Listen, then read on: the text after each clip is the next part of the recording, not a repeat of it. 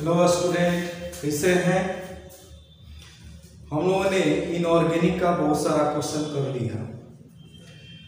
आज मैं फिजिकल से जो भी क्वेश्चन आने वाला है या इम्पोर्टेंट जो क्वेश्चन कह सकते हैं वो सारे क्वेश्चन को आज हम लोग डील करेंगे। और घबराना नहीं है, जो बच्चे नहीं पढ़े हैं वो भी अगर देख ले समझ ले वीडियो द्वारा तो उनका भी काम हो जाएगा। तो हिम्मत नहीं हारना है, जो वीडियो बनाया जा रहा है उसे आप लोग देखिए। आज हम लोग जो इम्पोर्टेंट क्वेश्चन हो सकता है इस एग्जाम के लिए उस सारे क्वेश्चन को हम लोग फिजिकल से मेनली आज अभी फिजिकल से हम लोग देखेंगे। नेक्स्ट हम लोग ऑर्गेनिक का जो भी आपका व्हाट हैपेंस, रिजल्ट टाइप और सारे जो क्वेश्चन होते हैं वो सारे क्वेश्चन को एक वीडियो में हम रखेंगे। और एग्ज़ाम देने जाने से पहले एक रोज़ पहले इस सारे वीडियो को आप देख लीजिए, पूरा आपका केमिस्ट्री रिवीजन हो जाएगा। जहाँ तक मेरी सोच है और मेरा जो प्रयास है कि जो वीडियो हमने अपलोड किया है वो सारे वीडियो के इस तरह से अपलोड किया गया है जिससे कि आपका सारा केमिस्ट्री बैठे बैठे आप वीडियो के थ्रू आप सारे केमिस्ट्री को रिवाइज कर सकते हैं और वो सारे क्वेश्चन आपका इम्पोर्टेंस रखता है। जो भी टॉपिक्स हमने वीडियो के थ्रू हम आप लोगों को देने का कोशिश किया है वो सारे टॉपिक्स आप एग्जाम के लिए एकदम इम्पोर्टेंट। ओके, तो सबसे पहले हम चलेंगे क्वेश्चन हम लोग देखेंगे। आखिर क्वेश्चन सबसे पहला कि what do you mean bye electrode potential? Electrode potential and a standard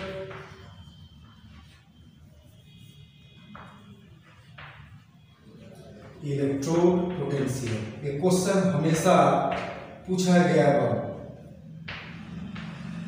electrode potential Hindi में इसको कह सकते हैं इलेक्ट्रोड विभव एवं मानक इलेक्ट्रोड विभव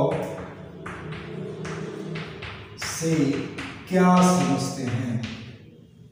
से क्या समझते हैं?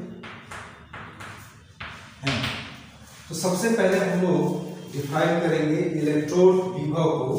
मान लें कि एक आपका कंटेनर है जिसमें ZnSO4 सॉल्यूशन रखा है। ZnSO4 इसलिए रखे हैं कि मान लेते हैं इसमें हमको जिंक को डुबाना है तो ZnSO4 सॉल्यूशन लेंगे, उसका सॉल्ट सॉल्यूशन लेंगे, या कॉपर का छड़ अगर डुबाना है तो कॉपर सल्फेट सॉल्यूशन लेंगे। अगर यहाँ पर एक छड़ को यहाँ पर अगर डाल दिया जाए, एक छड़ को डाल दें तो क्या इफेक्ट पड़ेगा? इसका होगा क्या कि जो छड़ है, जो रॉड लिया है एक इलेक्ट्रोड के रूप में, जिसको ZnSO4 में हमने क्या किया है, डुबाया है, होगा क्या कि यह छोर या तो पॉजिटिवली चार्ज हो जाएगा या निगेटिवली चार्ज हो जाएगा, जो इस बात पर निर्भर करेगा कि सॉल्यूशन में कौन सा चार्ज एराइज हुआ है, उत्पन्न हुआ है। अगर मान लेते हैं सॉल्यूशन में अगर निगेटिव चार्ज अगर उत्पन्न हुआ है तो छड़ पर आपको पॉजिटिव चार्ज आपको उत्पन्न होगा। ठीक है, तो इस तरह से क्या होगा कि छड़ और विलयन के बीच में क्या हो जाएगा, एक डाई इलेक्ट्रिक लेयर बन जाएगा और डाई इलेक्ट्रिक लेयर बनने के कारण छड़ यानी इलेक्ट्रोड और उसके सॉल्यूशन के बीच में एक पोटेंशियल डिफरेंस क्या होगा, अपीयर होगा या डेवलप होगा। ठीक है ना, इसी को हम लोग कहते हैं क्या, इलेक्ट्रोड पोटेंशियल। ठीक है, तो कह सकते हैं आंसर में electrode potential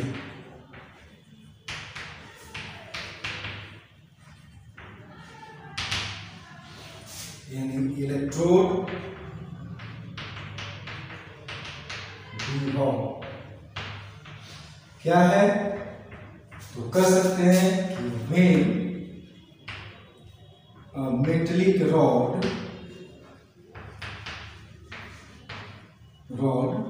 is dipped into its solution, then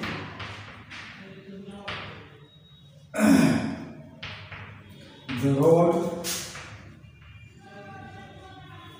becomes positively or negatively charged, depend upon the charge appear in the solution.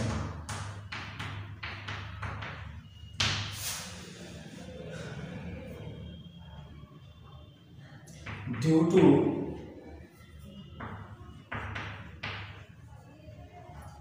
which a dielectric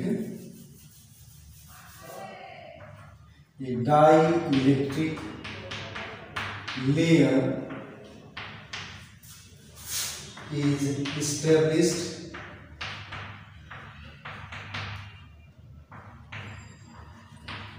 in between metallic rod and solution. As a result, a potential difference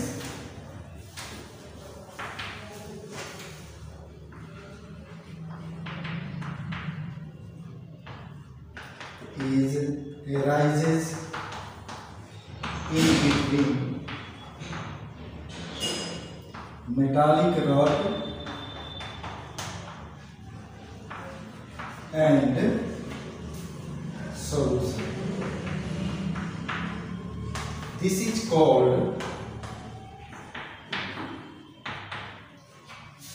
called electrode potential.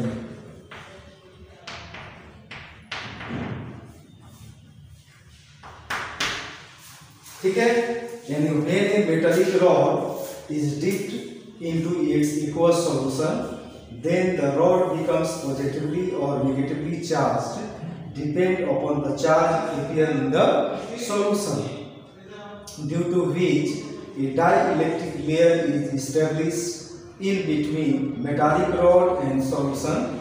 As a result, a potential difference arises in between metallic rod and solution. This is called electrode potential. इसका हिंदी हम लोग लिख सकते हैं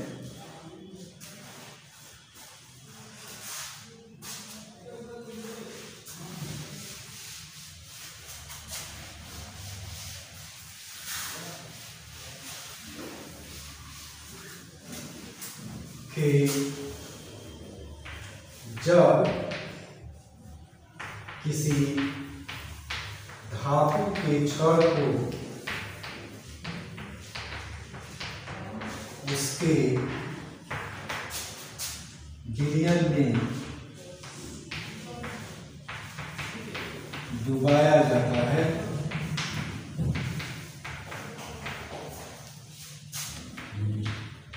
तब धातु के छड़ और विलयन के धातु के छड़ पर ऋण आवेशित या धनावेशित हो जाता है, जो विलयन में उत्पन्न आवेश के प्रकृति पर निर्भर करता है। यानी विलयन में अगर धन आवेश है तो छड़ पर ऋण आवेशित हो जाएगा, छड़ जो होगा वो ऋण आवेशित हो जाएगा, इसलिए इसको लिखना पड़ रहा है। ठीक है, इस प्रकार कह सकते हैं, इस प्रकार छड़ और विलयन के बीच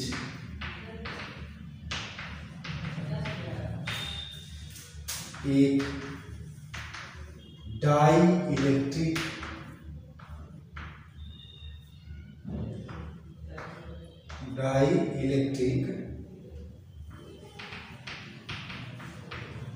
लेयर उत्पन्न हो जाता है, जिसके कारण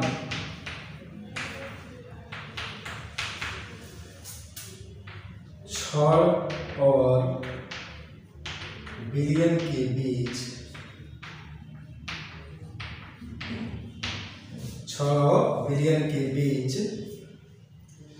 विभवांतर स्थापित हो जाता है, जिसे इलेक्ट्रोड विभव कहा जाता है। ओके, यानी जब किसी धातु के छड़ को उसके विलयन में क्या करेंगे, डुबाएंगे, तब क्या होगा कि छड़ पर ऋण आवेश आ जाएगा या धन आवेश आ जाएगा, जो इस बात पर निर्भर करेगा कि विलयन में कौन सा आवेश उत्पन्न हुआ है। तो इस तरह से क्या होगा कि विलयन के बीच और विलयन और छड़ के बीच एक डाई इलेक्ट्रिक लेयर क्या होगा, उत्पन्न होगा, जिसके कारण विलयन और छड़ के बीच में एक विभवांतर क्या होगा, स्थापित होगा, जिसको हम लोग क्या कहेंगे, इलेक्ट्रोड विभव कहेंगे। और ये कह सकते हैं कि इसे सिंपली कैपिटल ई द्वारा सूचित किया जाता है। ठीक है, और इसको एक लाइन से दो लाइन में अगर डिफाइन करना हो तो कर सकते हैं। इन अदर वर्ड्स कर सकते हैं, the tendency of an electrode to lose or gain of electron is called electrode potential। Short में अगर लिखना है तो इसे आप लोग लिख सकते हैं।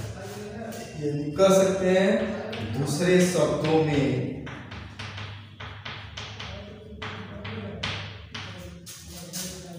किसी इलेक्ट्रोड द्वारा इलेक्ट्रॉन ग्रहण करने या त्याग करने की प्रवृत्ति को इलेक्ट्रोड विभव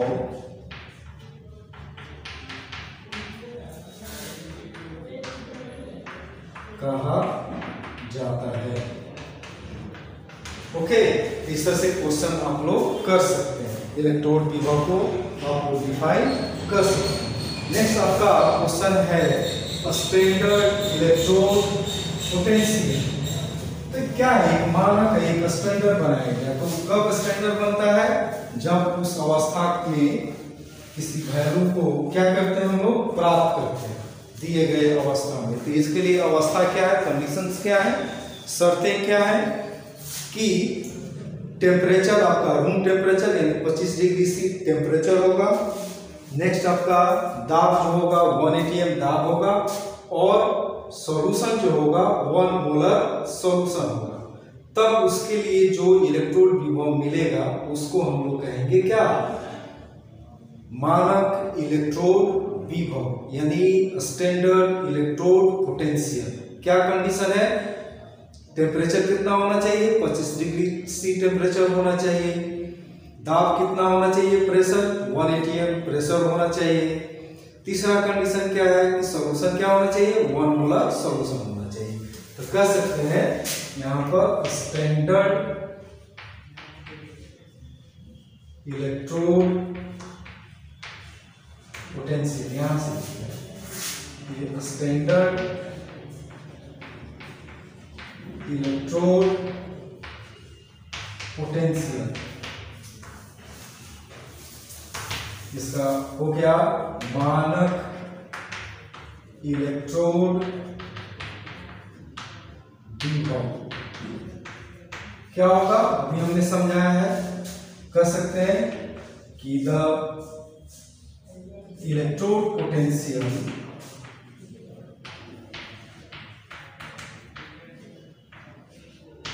obtained for 1 molar solution at 25 degree C temperature and 1 atm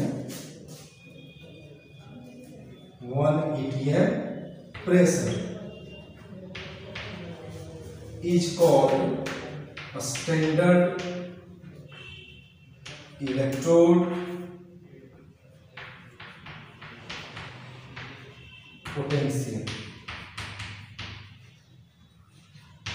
ठीक है, यानी कह सकते हैं कि 25 डिग्री सी ताप एवं एक वायुमंडलीय दाब पर 1 मोलर विलयन के लिए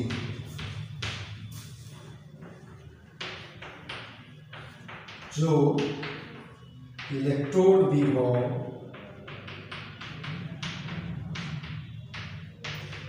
ज्ञात होता है उसे मानक इलेक्ट्रोड विभव कहा जाता है। ओके, और इसको कह सकते हैं कि it is denoted by E not के द्वारा इसको हम लोग क्या करते हैं, सूचित करते हैं। ठीक है, ओके। नेक्स्ट क्वेश्चन हम लोग लेंगे सॉल्यूशन से। जो 2 मार्क्स वाला क्वेश्चन है उसको हम करते जा रहे हैं। मोल फ्रैक्शन पूछा जा चुका है एग्जाम में, मोल फ्रैक्शन, इसको हम लोग मोल अंश या मोल प्रभाज के नाम से जानते हैं, मोल प्रभाज।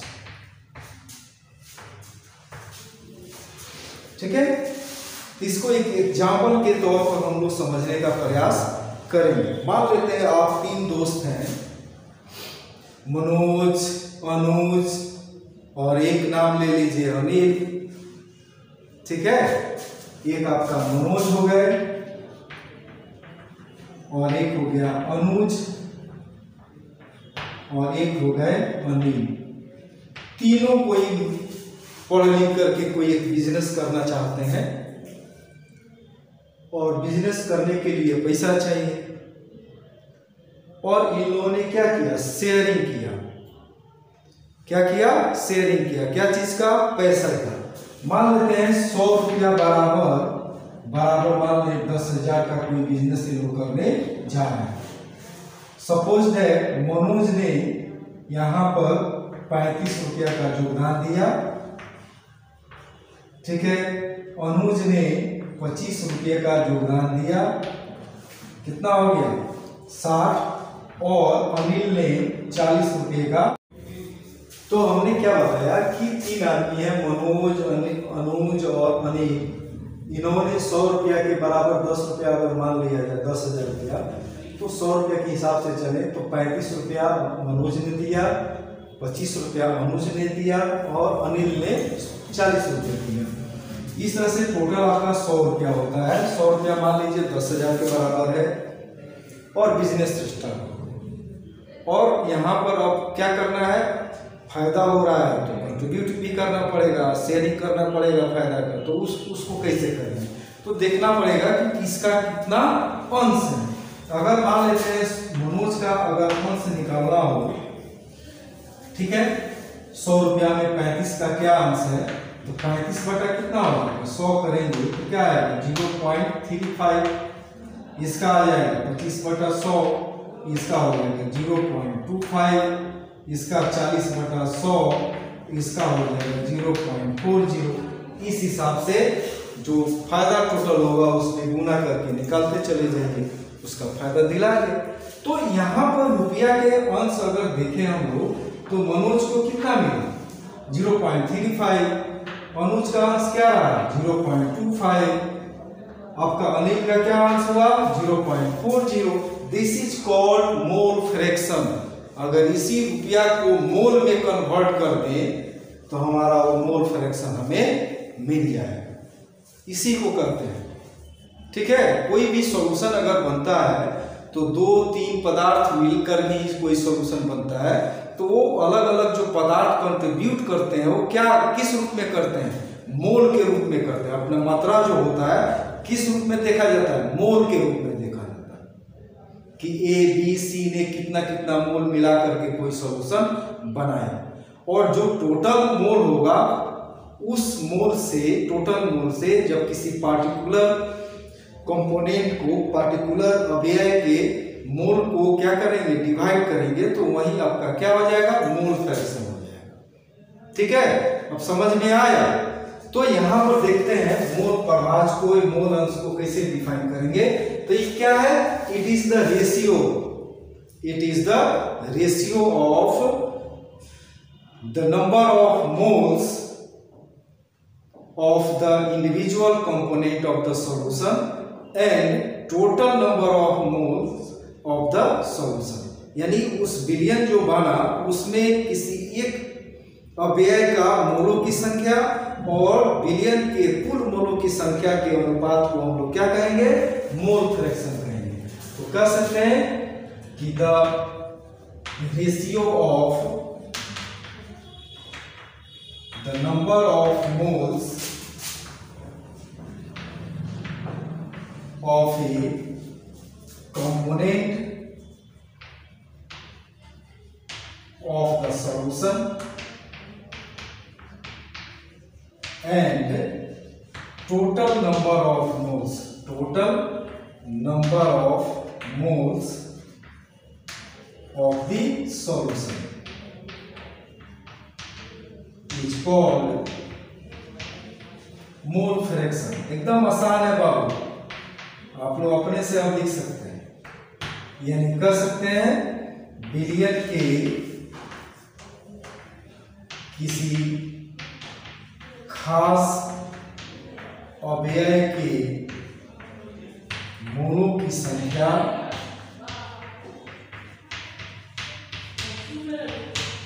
और विलयन के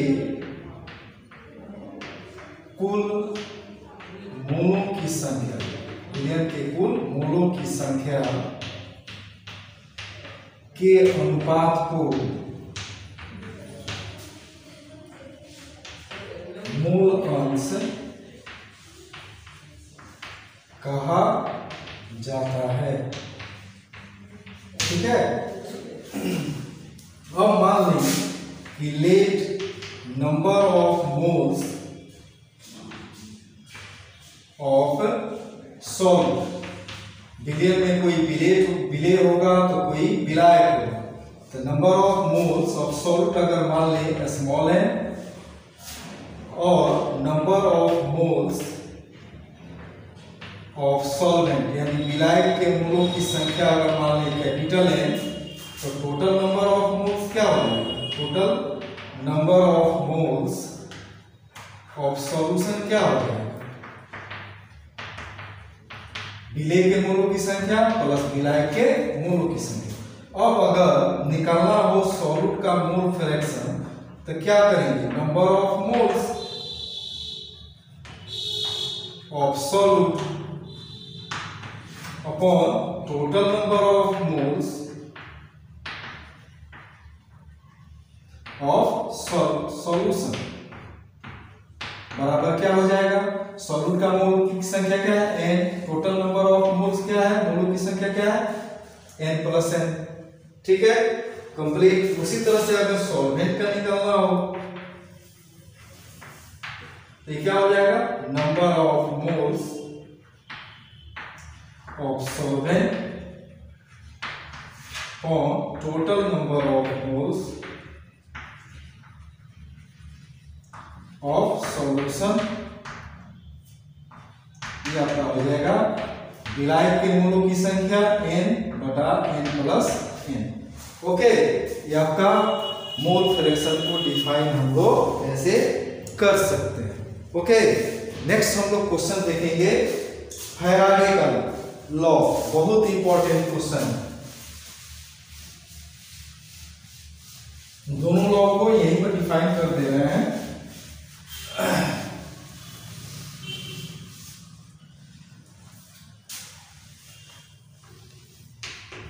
फैराडे लॉ ऑफ इलेक्ट्रोलाइसिस, यानी विद्युत विच्छेदन का, विद्युत फैराडे के लिए, फैराडे के विद्युत विच्छेदन नियम, इसमें दो लॉ आता है, फैराडे फर्स्ट लॉ और फैराडे सेकेंड लॉ आता है। तो सबसे पहले हम लोग देखेंगे फैराडे फर्स्ट लॉ, यानी फैराडे फर्स्ट लॉ, यानी फैराडे का प्रथम नियम। यह कहता है, कह सकते हैं according to Faraday first law, कहता है कि the quantity of the substance deposited at electrode is directly proportional to the amount of the electricity passes through the solution. यानी कहा गया कि पदार्थ की जो मात्रा इलेक्ट्रोड पर संचित होती है या इकट्ठी होती है या संग्रहित होती है, वह मात्रा उस विलयन में प्रवाहित की गई इलेक्ट्रिसिटी विद्युत धारा की कुल मात्रा का सीधा समानुपाती होता है। ठीक है, यानी कह सकते हैं कि the amount of the substance deposited at electrode is directly proportional to the quantity of electricity passes through the solution। ठीक है, अगर यहां पर इसको हिंदी में कर सकते हैं, पदार्थ की जो मात्रा इलेक्ट्रोड पर संग्रहित होती है वह विलयन में प्रवाहित विद्युत की कुल मात्रा कुल मात्रा का सीधा समानुपाती होती है। ठीक है, यही आपका कथन है। ठीक है, अगर मान लें कि लेट W क्या है, is the amount of substance deposited at electrode by passing of electric current,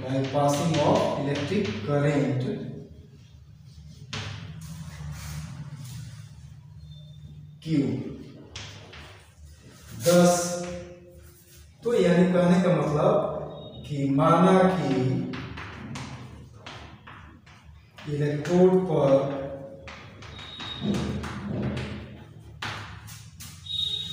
संग्रहित पदार्थ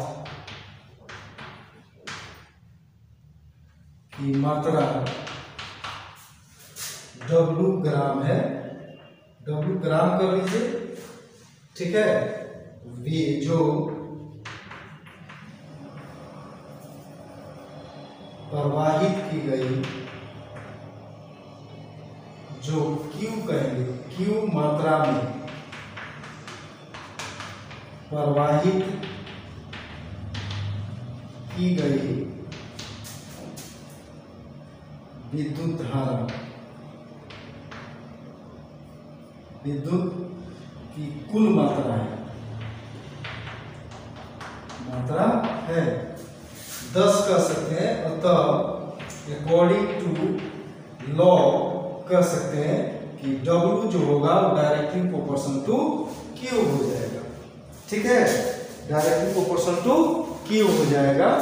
तो यहाँ पर क्या बोला गया कि इलेक्ट्रोड पर जो पदार्थ की मात्रा विस्थापित होती है, डिपोजिट होती है, वह मात्रा उस सॉल्यूशन में प्रवाहित की गई विद्युत की कुल मात्रा का सीधा समानुपाती होती है। तो हमने एक मान करके चला कि W क्या है, उस पदार्थ की मात्रा है जो इलेक्ट्रोड पर संग्रहित हो रही है बाई पासिंग ऑफ कितना, Q क्वांटिटी ऑफ इलेक्ट्रिसिटी। तो लॉ के अनुसार क्या हो जाएगा, W directly proportional to Q हो जाएगा। याद कर सकते हैं इसको, W बराबर Z I इंटू T, यानी Q जो होगा वो क्या होगा, कहां से मिलेगा, I इंटू T से मिलेगा। I आपका एम्पियर हो गया और T आपका टाइम में सेकंड में कर सकते हैं, यानी इतना सेकंड के लिए इतना एम्पियर की धारा को प्रवाहित करेंगे तो कुल मात्रा आपको प्राप्त हो जाएगी कि कितना क्वांटिटी आपका इलेक्ट्रिसिटी पास कराएगा। ठीक है, और Z क्या है, इलेक्ट्रोकेमिकल इक्विवेलेंट है। इसको भी पूछा गया है अलग से क्वेश्चन कि व्हाट इज इलेक्ट्रोकेमिकल इक्विवेलेंट, क्या होता है। ठीक है ना, इसको हम इसी समय हम डिफाइन कर दे रहे हैं। तो यहाँ पर व्हेन कहीं I बराबर क्या 1 एम्पियर हो जाए और T बराबर 1 सेकेंड के लिए हो जाए, तब W बराबर क्या हो जाएगा, Z हो जाएगा। तो इस तरह से Z आपका क्या है, तो इलेक्ट्रोकेमिकल इक्विवेलेंट है पदार्थ का ऑफ सबस्टेंस, जो सबस्टेंस डिपॉजिट हो रहा है। ठीक है, यानी पदार्थ का वैद्युत रासायनिक तुल्यांक।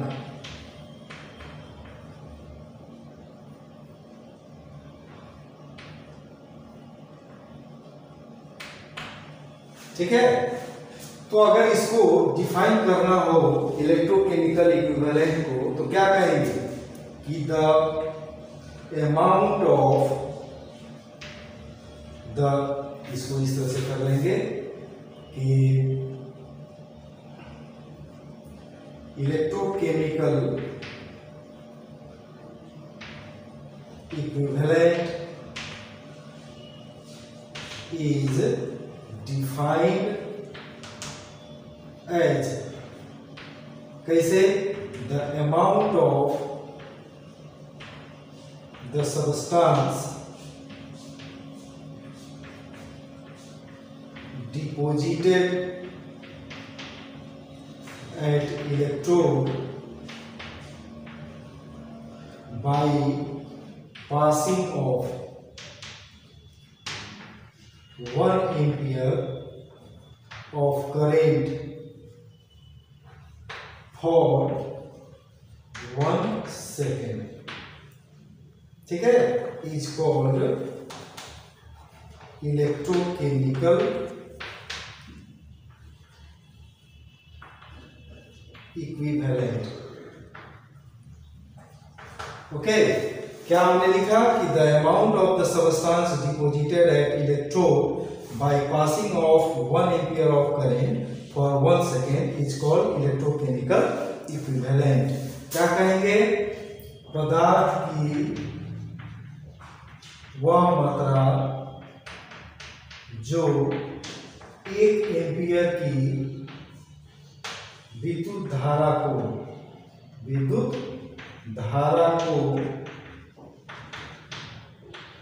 1 सेकेंड के लिए प्रवाहित करने पर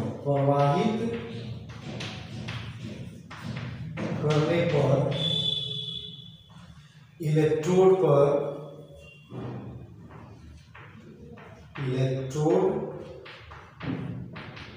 पर विस्थापित या संचित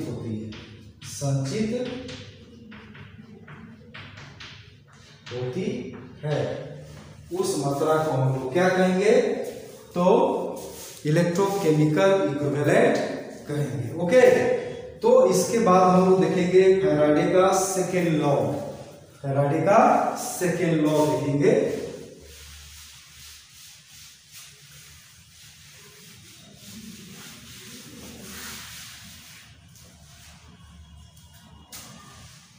देखते हैं फैराडे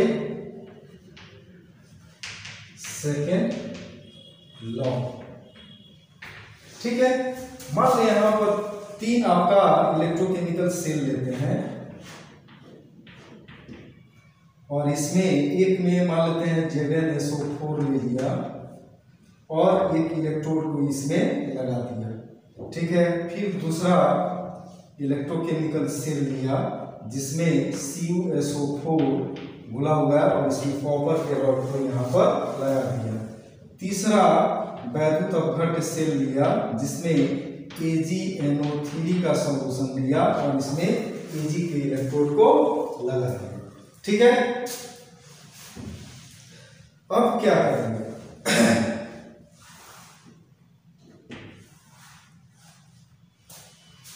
यहां पर एनोड और कैथोड लगाते चाहिए। ठीक है, तो ये आपका क्या होता है, नेगेटिव हुआ तो ये क्या हो गया, पॉजिटिव हो गया, नेगेटिव पॉजिटिव नेगेटिव पॉजिटिव, ठीक है। ठीक है, तो यहाँ पर अगर सीरीज में जोड़ना है तो क्या करेंगे, एक का नेगेटिव ही दूसरे का पॉजिटिव, एक का नेगेटिव दूसरे का पॉजिटिव, और यहाँ पर इसको ला करके बैटरी से क्या कर दें, जोड़ दें। ठीक है, तो इलेक्ट्रोकेमिकल सेल में इसको हम लोग कैसे, तो इसको नेगेटिव कहें, ठीक है। ठीक है, तो कहने का मतलब है कि अगर 2-3 इलेक्ट्रोकेमिकल सेल में और तीनों सेलों को क्या किया जाए, श्रेणीबद्ध क्रम में जोड़ दिया जाए, तब उसमें समान विद्युत धारा अगर प्रवाहित करे, यानी सीरीज में जोड़ने का कारण क्या है कि तीनों सेल में समान विद्युत धारा प्रवाहित हो सके। तो अगर किया जाता है तो इलेक्ट्रोड पर जो मेटल विस्थापित होगा वह मेटल की जो मात्रा होगी वह उस धातु के समतुल्य भार के बराबर होगी। ठीक है, क्या कहना है, कि if two or more electrolytic cells are connected in series and the same quantity of electricity is passed through them, then the amount of the substance deposited at electrode are equal to their equivalent weight. यानी कह सकते हैं according to this law कह सकते हैं कि if two or more electrolytic cells are connected in series and same quantity of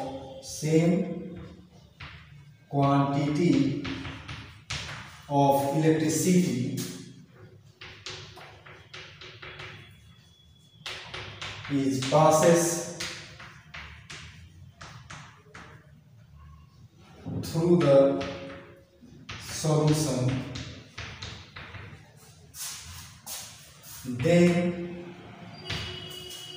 the amount of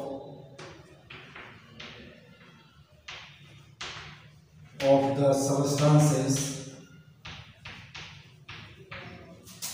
deposited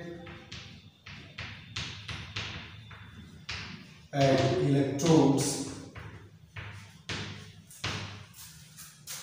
are equal to their equivalent weight. यही कहना है कि if two or more electrolytic cells are connected in series and same quantity of electricity is passes through the solution, then the amount of the substances deposited at electrodes are equal to their equivalent weight. यानी कहने का मतलब हुआ कि यदि दो या दो से अधिक या विभिन्न कह सकते हैं वैद्युत अपघट्य सेल को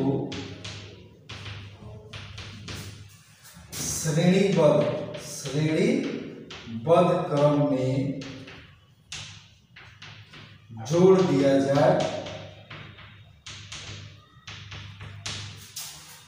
और समान विद्युत धारा प्रवाहित किया जाए तब इलेक्ट्रोड पर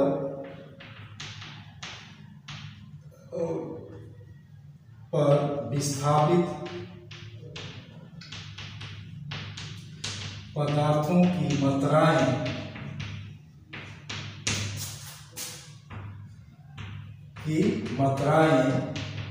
उनके समतुल्य भार के बराबर होती है। यानी W जो होगा वो directly is equal to E। मान लेते हैं यहाँ पर वेट ऑफ जिंक ले लें बाई वेट ऑफ कॉपर ले लें, equivalent weight of zinc by equivalent weight of copper कर सकते हैं। उसी तरह से वेट ऑफ कॉपर ले लें बाई वेट ऑफ Ag ले लें तो बराबर हो जाएगा equivalent weight of copper by equivalent weight of Ag। ठीक है, तो इस आधार पर क्वेश्चन भी पूछे जाते हैं। दो मान लेते हैं दो के बीच अगर कंपेयर कर रहे हैं तो यहाँ पर दोनों का मान लेते हैं वेट दे दिया इक्विवेलेंट किसी एक मेटल का आपका क्या कह सकते हैं दोनों मेटल का इक्विवेलेंट वेट दे दे, एक का आपका वेट दे दे तो दूसरे मेटल का वेट आपसे पूछा जा सकता है। ऐसे क्वेश्चन यहाँ से न्यूमेरिकल बनाए जा सकते हैं। नेक्स्ट हम लोग देखेंगे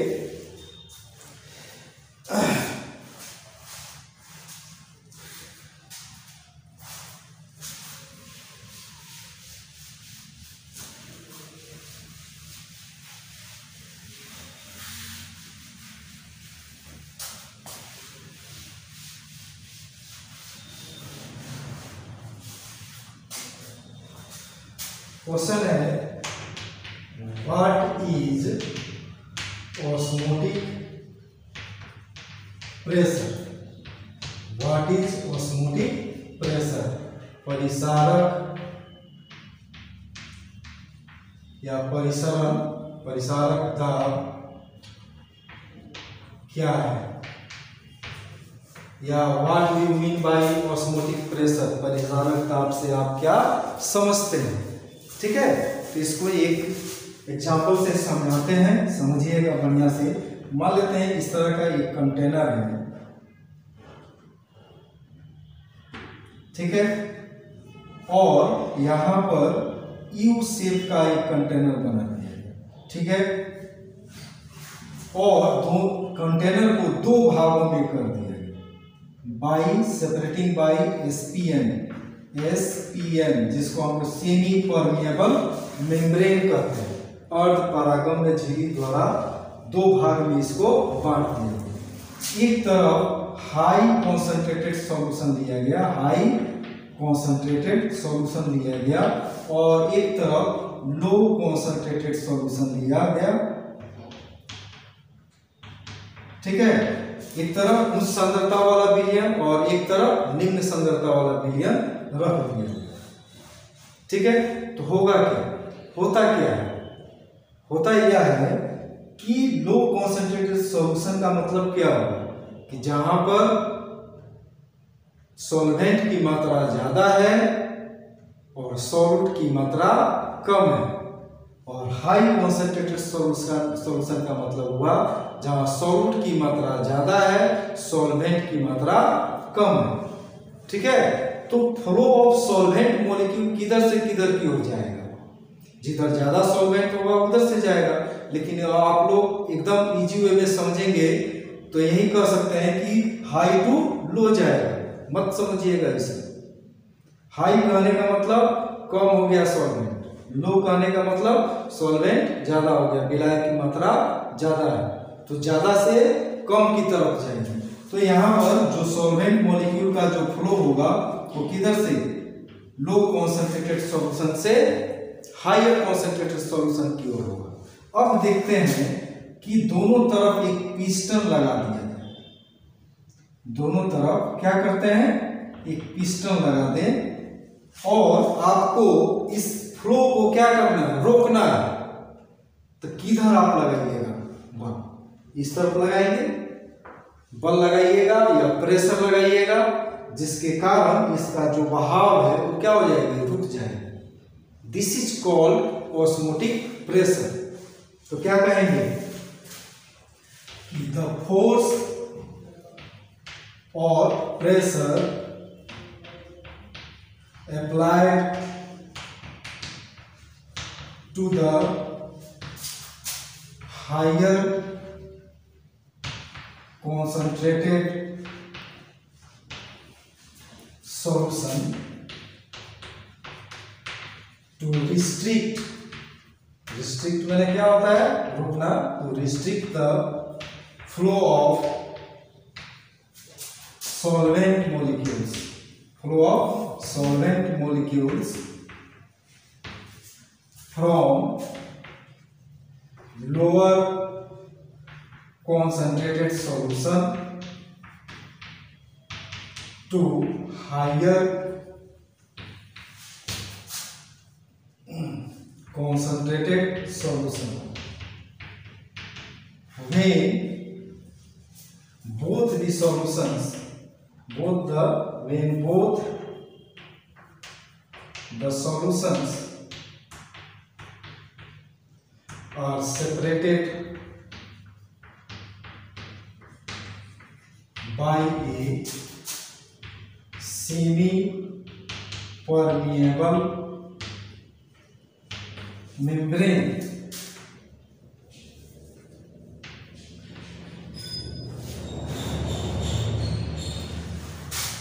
Is called osmotic pressure. Okay, यानी कह सकते हैं कि उच्च सांद्रता वाले विलयन पर लगाया गया वह बल या दाब से निम्न सांद्रता वाले विलयन से उच्च सांद्रता वाले विलयन की ओर विलायक अणुओं का गमन रुक जाता है जब दोनों विलयन एक अर्ध परागम्य झिल्ली द्वारा अलग होती है। तो कह सकते हैं उच्च सांद्रता वाले विलयन पर लगाया आरोपित वह बल या दाब जो निम्न सांद्रता वाले विलयन से उच्च सांद्रता वाले विलयन की ओर विलायक अणुओं का गमन रुक जाता है जब दोनों विलयन एक अर्ध परागम्य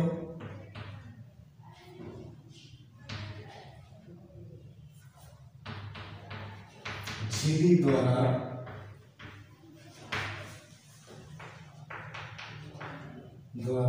अलग होती है। परिसारक दाब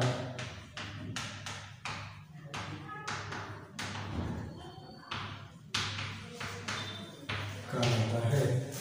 ओके, तो नेक्स्ट क्वेश्चन हम लोग, तो नेक्स्ट क्वेश्चन आपका होगा कि what is bridge, salt bridge, right its uses, यानी लवण सेतु क्या होता है, इसका उपयोग को लिखिए। तो लवण सेतु क्या है, यू आकार की एक नली होती है जिस नली में KCl या KNO3 को इसमें क्या किया जाता है, भर दिया जाता है और दो सेल जो होता है आपका पढ़े होंगे, दोनों सेल को क्या किया जाता है, इसे कनेक्ट कर दिया जाता है। होता क्या है कि दोनों घोलों में जो डिफ्यूजन, जो पोटेंशियल एराइज होता है, इसको जोड़ देने से जो डिफ्यूजन पोटेंशियल होता है वो क्या होता है, कैंसिल हो जाता है, समाप्त हो जाती है, खत्म हो जाती है। ठीक है, तो कह सकते हैं कि it is a U-shaped tube in which the solution of KCl और KNO3 इज फिल्ड। मतलब यह U आकार की एक नली होती है जिसमें KCl या KNO3 का विलयन भरा होता है और it is used to cancel the diffusion potential arise in both solutions, यानी दोनों विलयनों में जो डिफ्यूजन पोटेंशियल उत्पन्न होता है उसको कैंसिल करने के लिए इसका उपयोग किया जाता है। ओके, ठीक है, नेक्स्ट वीडियो में हम लोग फिर मिलते हैं। अब हम लोग नेक्स्ट यह जो वीडियो बनेगा, इस वीडियो में हम लोग और फिजिकल के जो इम्पोर्टेंट क्वेश्चन है उसको भी हम लोग यहाँ पर लेने जा रहे हैं। इसमें सबसे पहला क्वेश्चन जो है वो आपका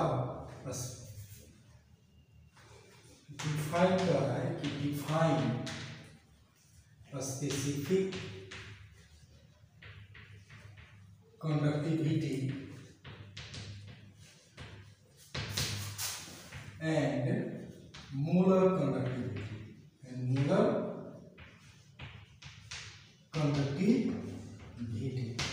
ठीक है, यानी इस क्वेश्चन को दो तरह से पूछा गया है, एक स्पेसिफिक कंडक्टिविटी के साथ मोलर कंडक्टिविटी लगा करके पूछा गया है, दूसरा क्वेश्चन स्पेसिफिक कंडक्टिविटी के साथ इक्विवेलेंट कंडक्टिविटी को लगा के पूछा गया है।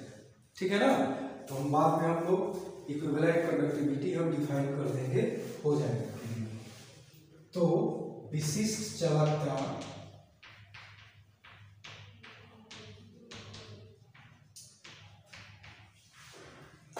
और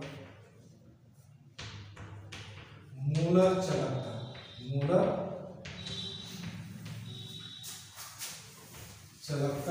चालकत्व को परिभाषित कीजिए। ठीक है, तो हम लोग स्पेसिफिक कंडक्टिविटी को देखेंगे। स्पेसिफिक कंडक्टिविटी यानी विशिष्ट चालकत्व या चालकता। ठीक है, तो ये क्या होता है कि जो रेसिस्टिविटी होती है, प्रतिरोधकता, जिसको हम लोग रो से सूचित करते हैं, उसका यह क्या होता है, व्युत्क्रम होता है यानी रेसिप्रोकल होता है। तो कह सकते हैं कि it is reciprocal of resistivity. ठीक है ना, यानी ये कह सकते हैं कि यह प्रतिरोधकता का व्युत्क्रम होता है। ठीक है, तो और कह सकते हैं कि it is denoted by small के, जिसको हम लोग कप्पा बोलते हैं। क्या बोलते हैं, कप्पा बोलते हैं। ठीक है, तो यहाँ पर 10 कप्पा यानी के बराबर क्या हो जाएगा, 1/रो हो जाएगा। और रो का जो फॉर्मूला होता है 1/r इंटू ए बाई क्या एल होता है। ठीक है, तो क्या हो जाएगा, 1/r इंटू एल बाई ए हो गया। तो 1/r into L by L square कर सकते हैं। तो ये आपका यूनिट आपका हो जाएगा, ये हो जाएगा ओम इनवर्स, ये हो जाएगा सीएम के रूप में अगर ले तो एक सीएम ऊपर है, इसको इस तरह से पहले तोड़ दीजिए, 1/r इंटू CM/CM स्क्वायर। तो यूनिट आपका क्या हो जाएगा, तो इस हिसाब से यूनिट हो जाएगा ओम इनवर्स CM इनवर्स। ठीक है, और ये साइड जो यूनिट होता है सीमेंस CM इनवर्स, यही आपका यूनिट हो जाएगा। ठीक है, इसको नोट कर लीजिए, इसको याद कर लीजिए, बहुत इंपॉर्टेंट है। ठीक है ना, नेक्स्ट हम लोग देखेंगे मोलर चालकता, यानी हम लोग मोलर कंडक्टिविटी को डिफाइन करेंगे। ठीक है,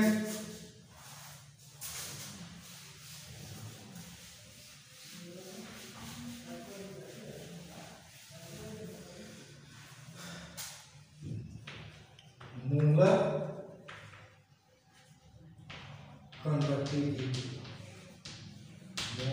कंडक्टिविटी यानी मोलर चालकत्व या मोलर चालकता। कह सकते हैं कि कोई ऐसा विलयन जो 1 मोलर सॉल्यूशन हो, मतलब कि 1 लीटर विलयन में उस वैद्युत अपघट्य का 1 ग्राम मोल हो और उसके द्वारा जो कंडक्ट किया जाएगा इलेक्ट्रिसिटी को, उसी को हम लोग क्या कहेंगे, मोलर कंडक्टिविटी कहेंगे। यानी the conductance of A solution containing 1 gram mole of an electrolyte dissolving 1 liter of the solution is called molar conductivity। क्या किसे कहेंगे कि the conductance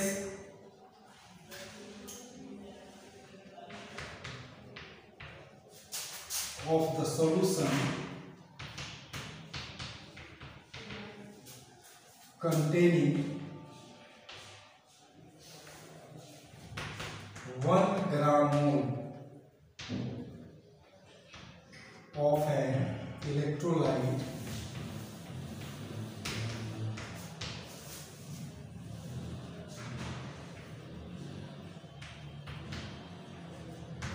dissolved in 1 liter of this solution is called molar conductivity। is called molar conductivity। ठीक है, यानी कह सकते हैं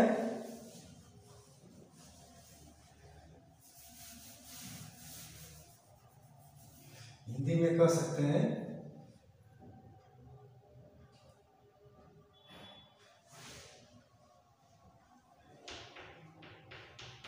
किसी बिलियन के 1 लीटर में मिले किसी वैद्युत अपघट्य के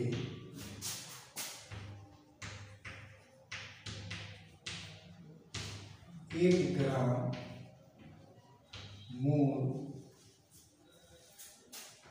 घुला हो उसके द्वारा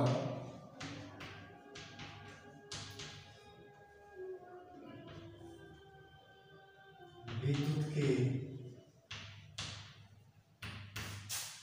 चालकत्व मोलर चालकत्व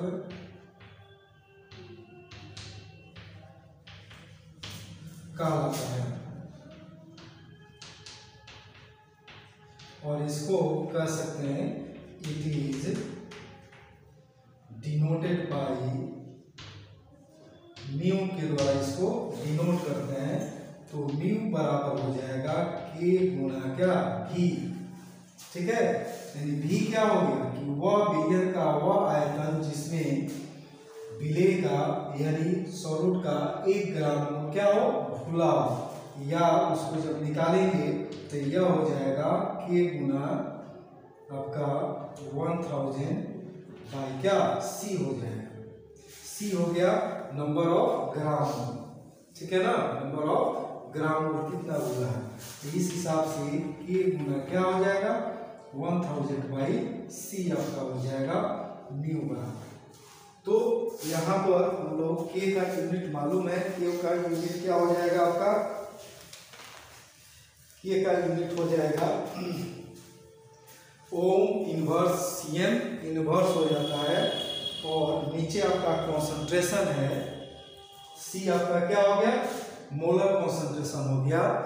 तो मोलर कॉन्सेंट्रेशन क्या क्या हो जाएगा मोल लीटर इनवर्स हो जाएगा। तो इसको अगर करेंगे हम लोग तो यहाँ पर कर सकते हैं, यहाँ पर यूनिट ये हो जाएगा ohm inverse cm inverse by mole in, ये हो जाएगा cm cube mole cm cube. यानी इसको हम लोग सीएम क्यू मतलब number of mole dissolve in 1000 क्या ml ऑफ द सॉल्यूशन। इसको हम लोग माइनस में करेंगे, सॉरी माइनस, ठीक है, -3 हो जाएगा। तो यह आपका हो जाएगा ओम इनवर्स, ये ऊपर जाएगा तो सीएम स्क्वायर मोल इनवर्स, यही आपका यूनिट हो गया। तो यह ऐसा क्वेश्चन आपसे पूछा जा सकता है आपका ऑब्जेक्टिव में कि मोलर कंडक्टिविटी का इकाई होता है, 4 ऑप्शन दे सकता है। या इसके पहले हम लोग विशिष्ट चालकता देखे थे, स्पेसिफिक कंडक्टिविटी देखे थे, तो उसका भी यूनिट आपसे पूछा जा सकता है। तो याद रखिएगा ऑब्जेक्टिव में ऐसे क्वेश्चन पूछे जा सकते हैं। नेक्स्ट हम लोग टॉपिक उठाएंगे आपका हिमांक के ऑर्नामेंट से, हिमांक का ऑर्नामेंट।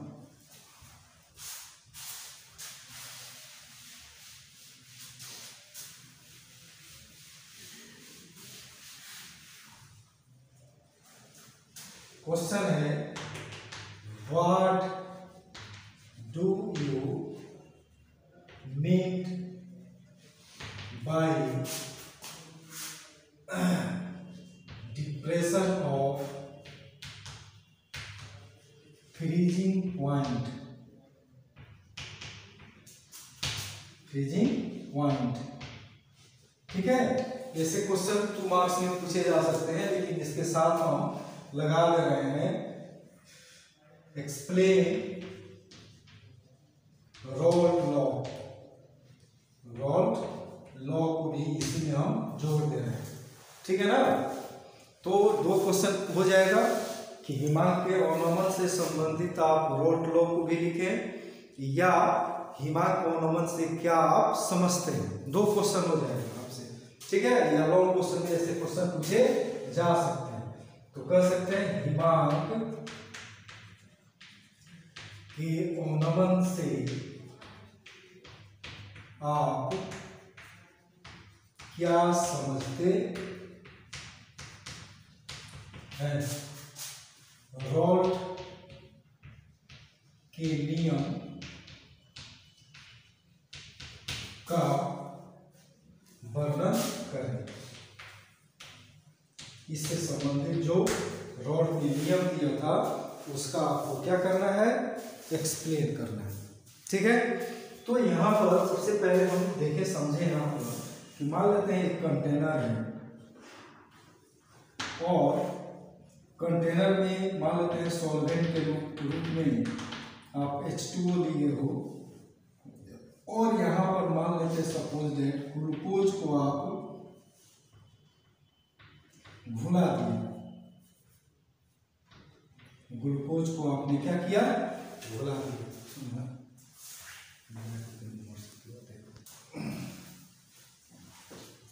ठीक है, तो होगा क्या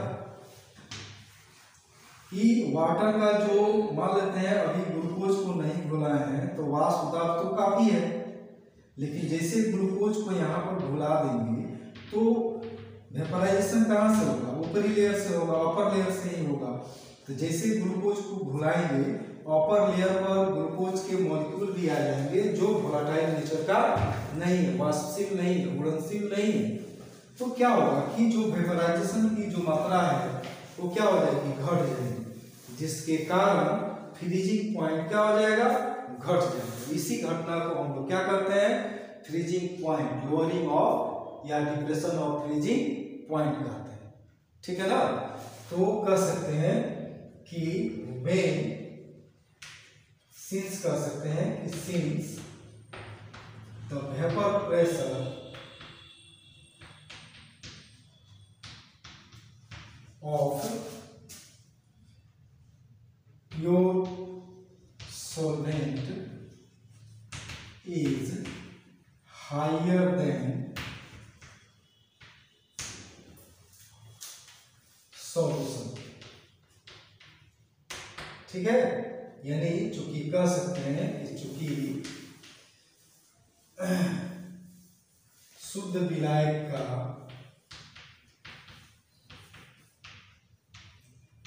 वाष्प दाब विलयन के वाष्प दाब से काफी उच्च होता है। अब कह सकते हैं कि when a non volatile solute is dissolved in a pure solvent, then the vapor pressure of the obtained solution becomes lower. As a result,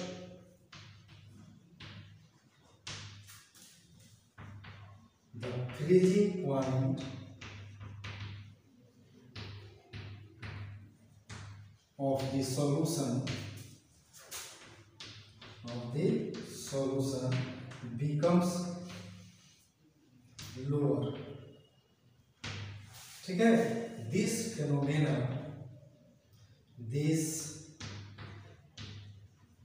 phenomenon is called depression of freezing point, ठीक है। समझ में आया? कि जब किसी non volatile अवाष्पशील या अघुलनशील पदार्थ को शुद्ध विलायक में घोलते हैं, जिसके कारण वाष्प दाब क्या हो जाएगा, घट जाएगा, और उसका हिमांक जो है वो क्या हो जाएगा, नीचे हो जाएगा, गिर जाएगा। तो इसी घटना को हम लोग क्या कहते हैं, डिप्रेशन ऑफ फ्रीजिंग पॉइंट कहते हैं। तो कह सकते हैं कि जब किसी अघुलनशील या अवाष्पशील पदार्थ को शुद्ध विलायक में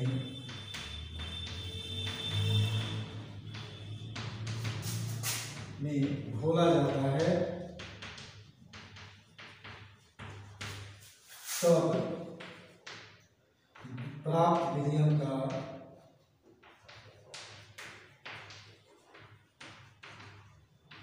वाष्प दाब निम्न हो जाता है या घट जाता है,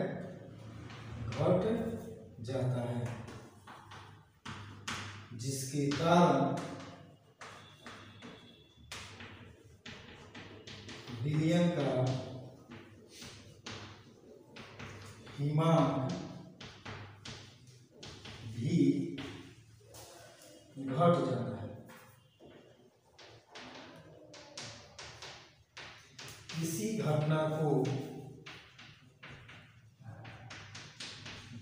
हिमांक का अवनमन कहा जाता है। ओके, इसी घटना को क्या कहेंगे, हिमांक का अवनमन कहा है।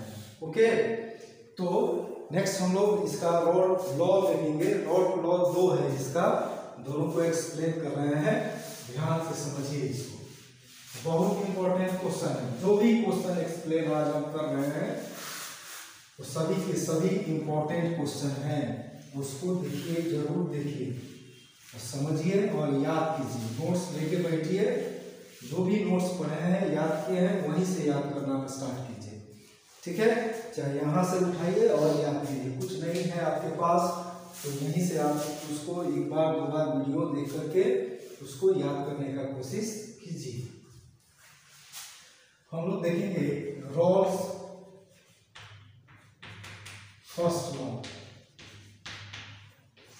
या आप YouTube पर इसके पहले भी वीडियो डाला हुआ है और टॉपिक वाइज वीडियो डाला हुआ है, colligative properties, elevation of boiling point, depression of freezing point कर करके वीडियो डाला हुआ है, वहां पर चेक कीजिए और जो भी वीडियो चाहिए वो आपको मिल जाएंगे। वो केमिकल काइनेटिक्स हो या सॉल्यूशन से हो, तो सारे टॉपिक वाइज वीडियो को आप वहां से देख सकते हैं, ठीक है ना।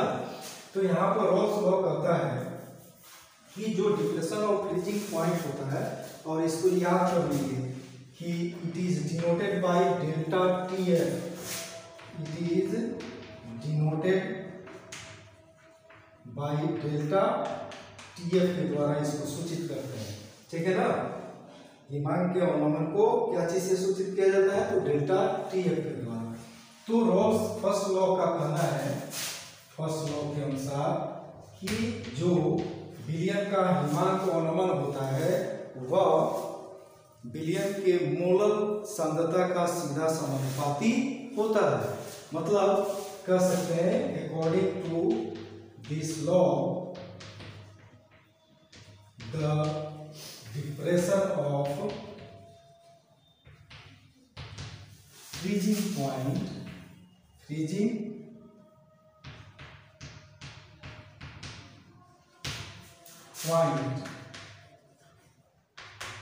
is directly proportional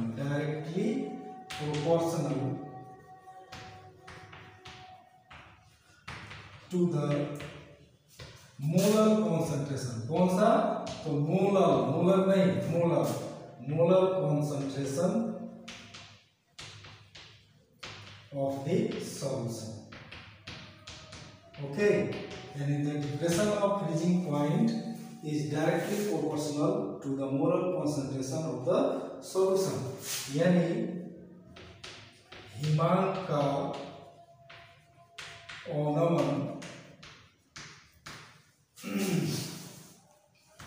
विलयन के मोलर सांद्रता का सीधा समानुपाती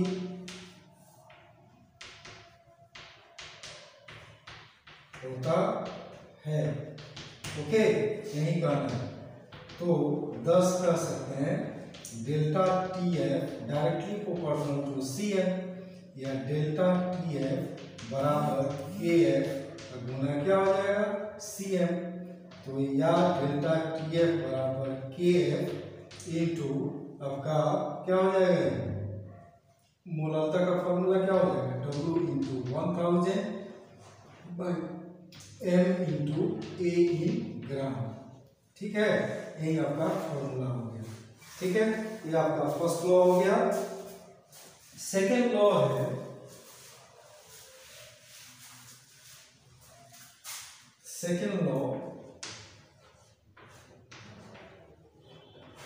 कहता है कि मान लेते हैं 2-3 बिलियन बनाते हैं हम लोग।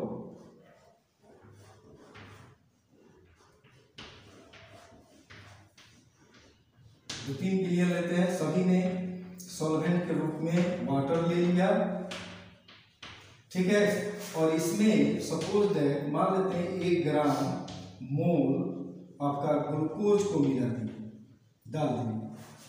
इसमें 1 ग्राम मोल मान लेते हैं हम लोग शुगर ले लिए, कितना 1 ग्राम मोल, ग्राम नहीं मोल, और 1 ग्राम मोल मान लेते हैं यहाँ पर NaCl ले लिए। ठीक है, तो तीनों में नंबर ऑफ ग्राम मोल कितना है, 1-1 ग्राम मोल है। तो कहता है यह लॉ कि अगर किसी सॉल्वेंट में equimolar of different substances are dissolved in the क्या solvent, then the depression of freezing point या the value of freezing point of different solutions are found to be क्या सेम या सिमिलर। ठीक है, अगर कहता है कि अलग अलग क्या किया जाए, घोल दिया जाए 1-1 ग्राम मोल सॉल्ट को, विलेय को या किसी पदार्थ को क्या किया जाए, अवाष्पित पदार्थ का 1-1 ग्राम मोल क्या किया जाए, घोल दिया जाए, तो जो सॉल्यूशन बनेंगे तीनों का वैल्यू क्या होगा, समान होगा। कारण क्या है, कारण यह है कि आपका डिप्रेशन ऑफ फ्रीजिंग पॉइंट आपका क्या है, कोलिगेटिव प्रॉपर्टीज है। कोलिगेटिव प्रॉपर्टीज मतलब अनुसंख्य गुणधर्म है, मतलब जो सॉल्यूट मॉलिक्यूल्स होंगे, अणुओं की संख्या होगी, उसके ऊपर डिपेंड करेगा। तो सभी में नंबर ऑफ ग्राम मोल क्या है, सेम है, तो अणुओं की संख्या भी क्या होगी, सेम हो गई। तो इसका वैल्यू भी, तीनों का value depression of freezing point का क्या हो जाएगा, सेम हो जाएगा। कारण क्या है, तो सभी में नंबर ऑफ मॉलिक्यूल्स भी क्या हो जाएगा, सेम हो जाएगा। ओके, तीन ही लॉ होता है। तो लॉ के अनुसार कर सकते हैं कि when the different equimolar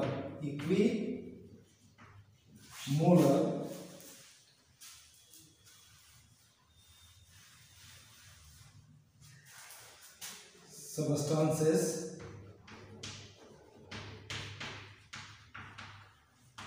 are dissolved in a solvent separately, अलग अलग क्या किया जाए, घोल दिया जाए separately, then the value of depression of freezing point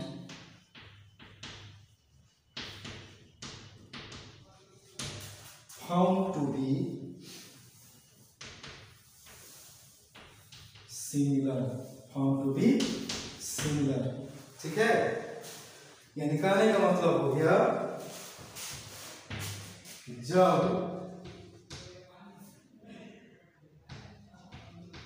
विभिन्न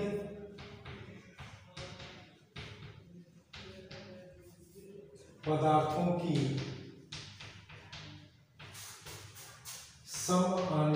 समआण्विक मात्राएं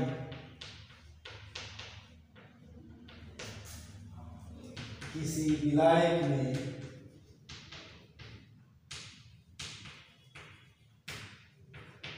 अलग अलग घोली जाए तब प्राप्त सभी विलयनों का हिमांक का ओनमन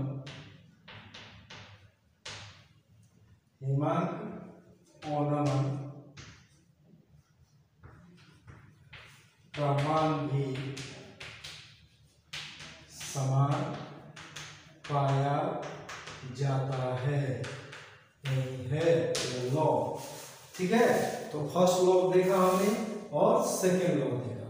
सेकेंड लॉ में क्या बोल रहा है कि डिफरेंट सब्सटेंस का समआण्विक मात्रा अलग अलग विलायक में अलग अलग घोल दिया जाए, यानी 3 विलयन बने, तो तीनों विलयनों का जो हिमांक ओनमन होगा वो क्या होगा, समान होगा।